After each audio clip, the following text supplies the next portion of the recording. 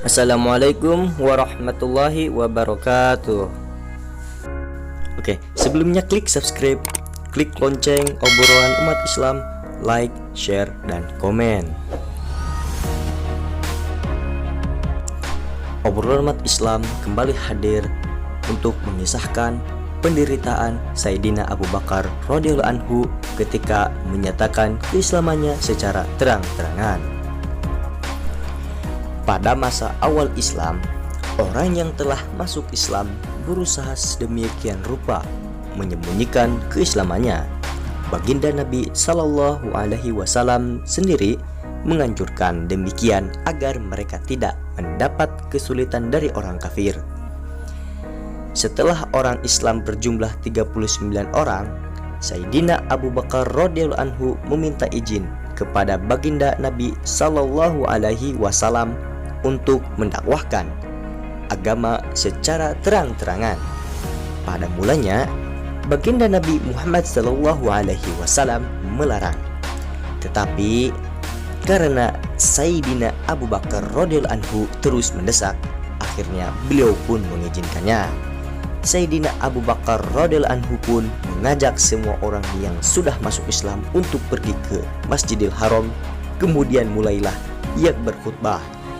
Itulah khutbah pertama dalam Islam. Pada hari itu pula, paman baginda Nabi Muhammad SAW, Sayyidina Hamzah radhiyallahu anhu masuk Islam. 3 hari kemudian, Sayyidina Umar radhiyallahu anhu pun masuk Islam. Ketika Sayyidina Abu Bakar radhiyallahu anhu memulai khutbah, orang kafir langsung menyerang kaum muslimin dari 4 penjuru. Meskipun Sayyidina Abu Bakar radhiyallahu anhu terkenal sebagai tokoh terkemuka dan dihormati oleh masyarakat Makkah, ia tetap dipukuli, wajah, hidung, dan telinganya berlumuran darah sehingga wajahnya sulit dikenali lagi. Ia ditendang dengan sepatu, diinjak dengan kaki, dan apa yang semestinya tidak dilakukan, semuanya mereka lakukan. Akhirnya Sayyidina Abu Bakar radhiyallahu anhu pun pingsan. Ketika Bani Taim, kabilah Sayyidina Abu Bakar radhiyallahu anhu mengetahui berita itu, mereka segera mengangkat tubuh Sayyidina Abu Bakar radhiyallahu anhu dari tempat itu. Mereka meyakini Sayyidina Abu Bakar radhiyallahu anhu sulit diselamatkan. Mereka segera masuk Masjidil Haram dan mengumumkan, jika dalam peristiwa ini Abu Bakar meninggal dunia, maka kami akan membunuh Utbah bin Rabi'ah sebagai gantinya. Hal itu dikarenakan Utbah bin Rabi'ah bertindak berlebihan dalam peristiwa pemukulan tersebut.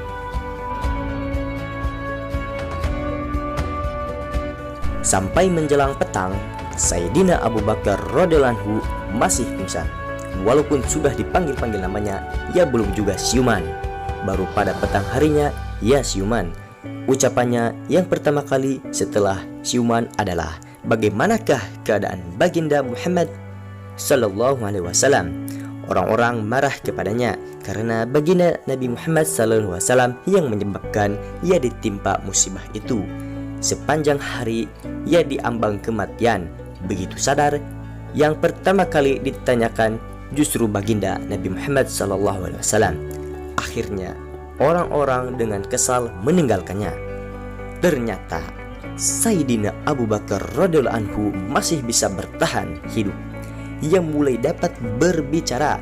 Sebelum pergi, orang-orang berpesan kepada ibu Sayyidina Abu Bakar radhiyallahu anhu, Ummu Khair, agar menyediakan makan dan minum untuk Sayyidina Abu Bakar radhiyallahu anhu.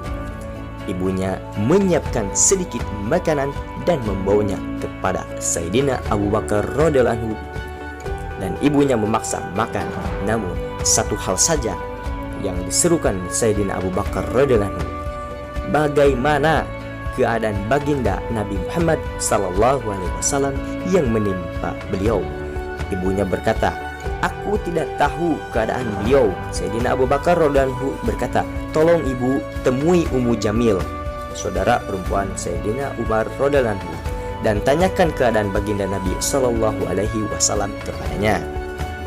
atas permintaan anaknya yang keadaannya sangat memprihatinkan itu, ibu Sayyidina Abu Bakar radhiyallahu anhu pergi ke rumah Sayyidatina Ummu Jamil radhiyallahu anha.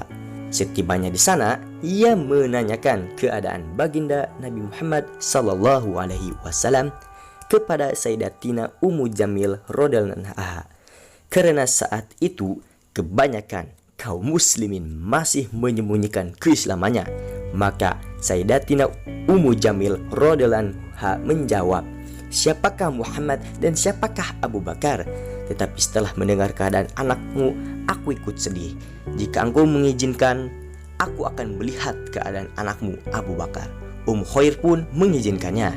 Sayyidatina Ummu Jamil radhiyallahu anhu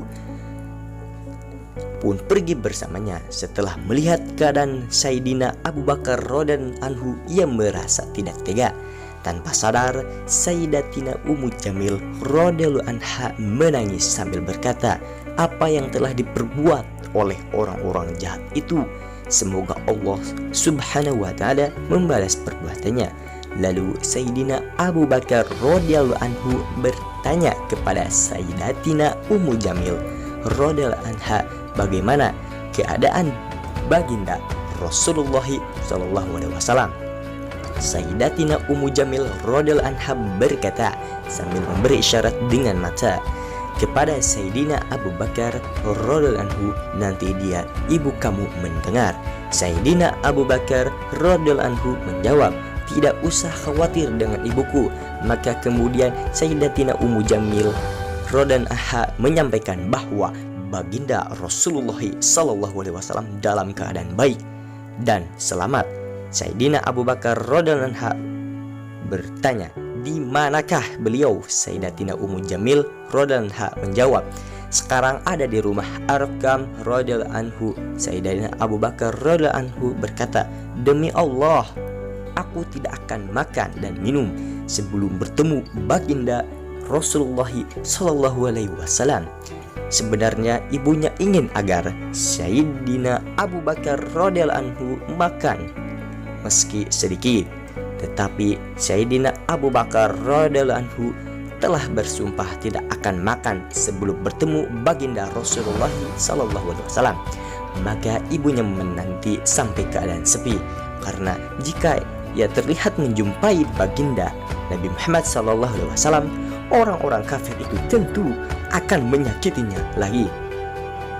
Ketika malam telah lewat, Sayyidina Abu Bakar radhiyallahu anhu pergi ke rumah Sayyidina Arqam radhiyallahu anhu.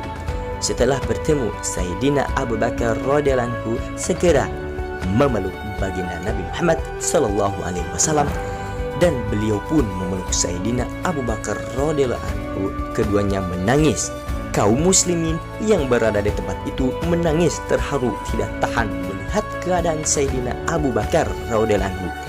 Lalu Sayyidina Abu Bakar radhiyallahu anhu meminta baginda Nabi Muhammad SAW agar mendoakan hidayah untuk ibunya dan mengajaknya masuk Islam. Mula-mula baginda Nabi SAW mendoakan ibunya, kemudian mengajaknya masuk Islam. Ibu Sayyidina Abu Bakar radhiyallahu anhu pun masuk Islam saat itu juga. Jadi faedahnya, menyatakan cinta pada saat senang, lapang, bahagia, dan sejahtera sudah biasa dibuat oleh banyak orang.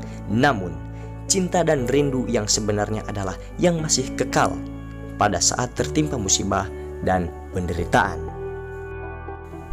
Sekian dan terima kasih dari obrolan Islam yang mengisahkan penderitaan Sayyidina Abu Bakar radhiyallahu anhu ketika menyatakan keislamannya secara terang-terangan. Assalamualaikum warahmatullahi wabarakatuh.